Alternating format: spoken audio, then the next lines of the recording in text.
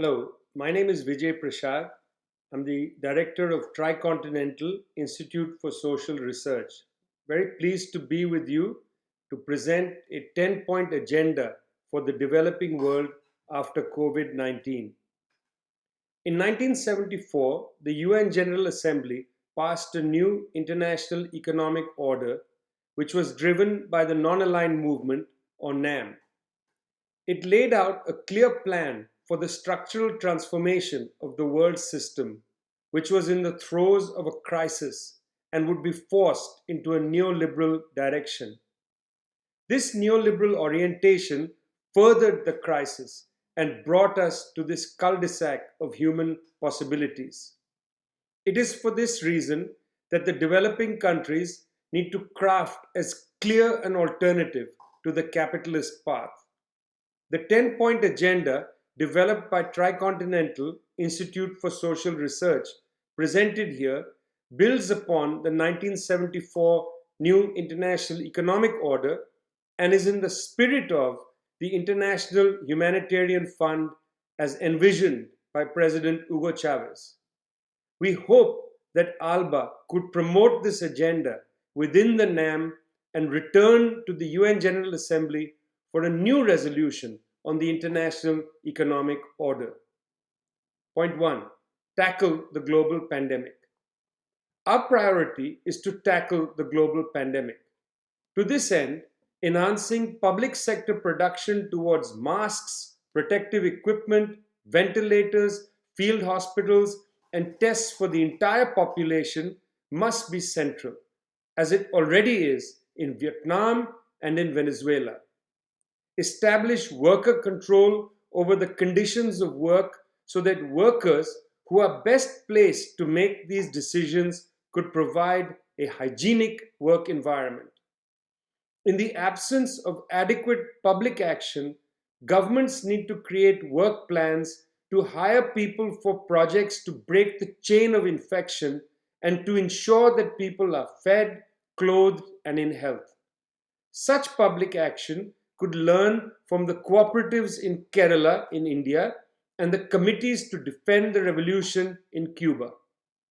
The workforce in shuttered sectors such as tourism should be immediately hired into jobs that would counter the pandemic. Point 2. Medical solidarity. A united front of developing countries must reject the International Monetary Fund and creditor-driven limit placed on government sector salaries. Because of these limits, developing countries have been losing medical personnel to the North Atlantic states. States must use their precious resources to enhance public medical education and train medical workers within communities to provide public health services. ALBA's medical internationalism, with the Cuban brigades in the lead, must become a model for the world through the World Health Organization. Cuban medical internationalism, alongside Chinese medical internationalism, would play a key role as the United States departs from the WHO. The entire private health sector must be nationalized, and smaller medical centers need to be created so that people can easily access public health facilities. Governments must withdraw from public insurance for private health care.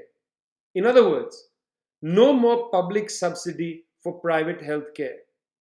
Public health systems must be strengthened, including production of medical equipment and medicines and the distribution of essential medicines whose prices must be controlled by regulations. Point 3. Intellectual commons.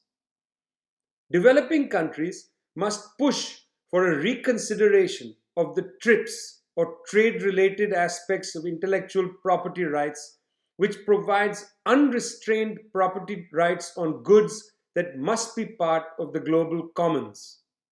This applies directly to the COVID-19 vaccine, which must be offered for production in countries without consideration.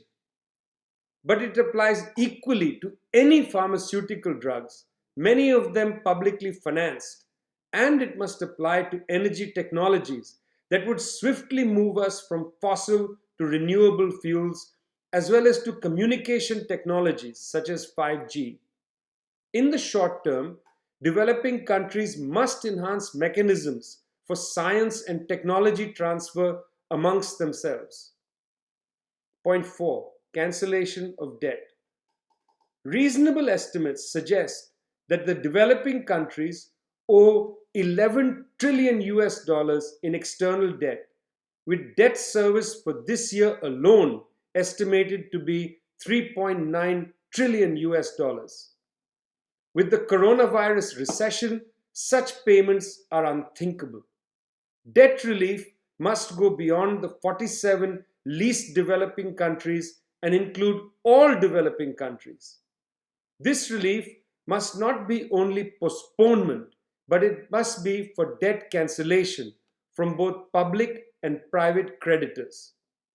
An international alliance must be formed on a broad front to pressure creditors to cancel the debt so that all resources that go to service the debt can be channeled fully toward the dire needs of society. Point 5. Food solidarity. Half of the world's population struggles with hunger. Food sovereignty and food solidarity are essential antidotes, as has been shown by platforms such as Via Campesina.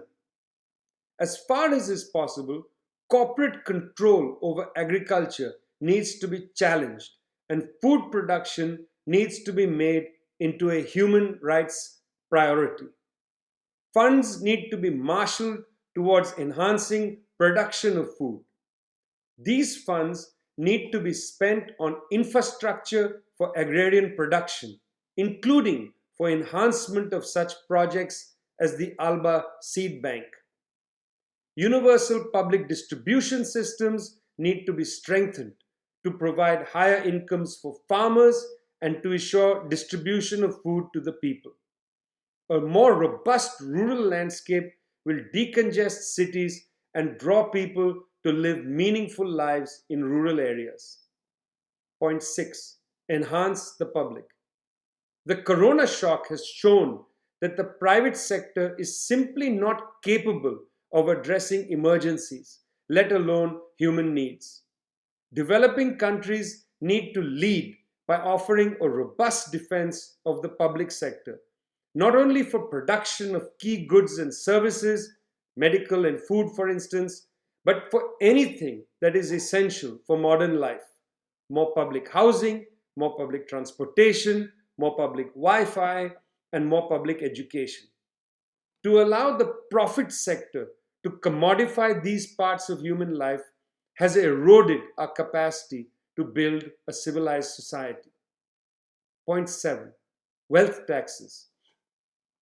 Currently, roughly 32 trillion US dollars is sitting in offshore tax havens, and untold amounts of money are simply not counted towards taxation. Two things are necessary. First, that illicit financial flows must be recovered. And second, that wealth taxes are properly imposed on the upper echelons of the bourgeoisie and the land-owning wealthy, as well as financiers and those engaged in financial speculation. These funds would be enough to redirect priorities to eliminate poverty, hunger, illiteracy, homelessness, and indignity. Point number 8. Capital controls. Without capital controls, a country has no effective economic sovereignty.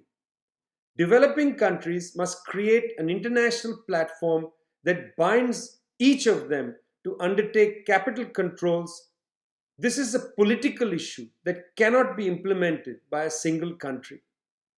Capital controls are measures taken by a government to regulate the flow of finances into and out of a country.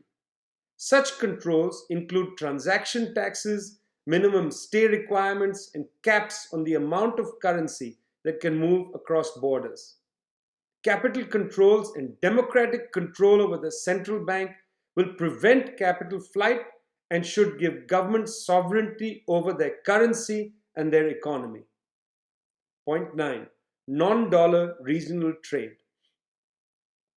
De-dollarization is an essential part of a new agenda. 60% of the world's reserves are held in dollars, and world commerce is largely conducted in US dollars.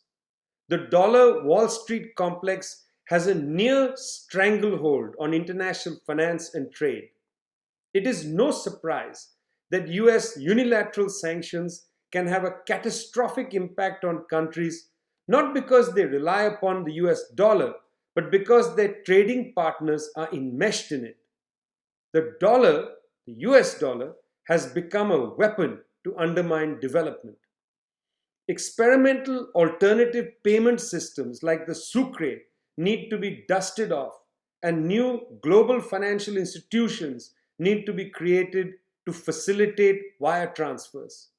In the short run, this could be a non-dollar regional facility, although there is a need for global institutions that set aside the immense advantage provided to the United States by the dollar being used as a global currency. Relatedly, there is a need to strengthen regional trade blocs that would honor barter as a mechanism for payment. Point 10. Centralized planning, decentralized life. The pandemic has shown us the power of central planning and the importance of decentralized public action. Economies that are not allowed to plan their use of resources floundered before the virus. It needs to establish participatory central planning mechanisms on an ever-increasing scale to recast social production more toward need than toward profit. These plans must be derived from maximum democratic input and should be transparent to the public. Central planning would enable the nationalization of sectors such as mining, including energy production, plantation production, food processing, and tourism. These would be placed under worker control into cooperatives. It would be an instrument to minimize waste, including profligate military expenditures. Enhancement of local self-government and cooperatives, as well as of associations and unions of the people, will allow social life to become increasingly democratic. On behalf of Tricontinental Institute for Social Research, thank you very much for your time.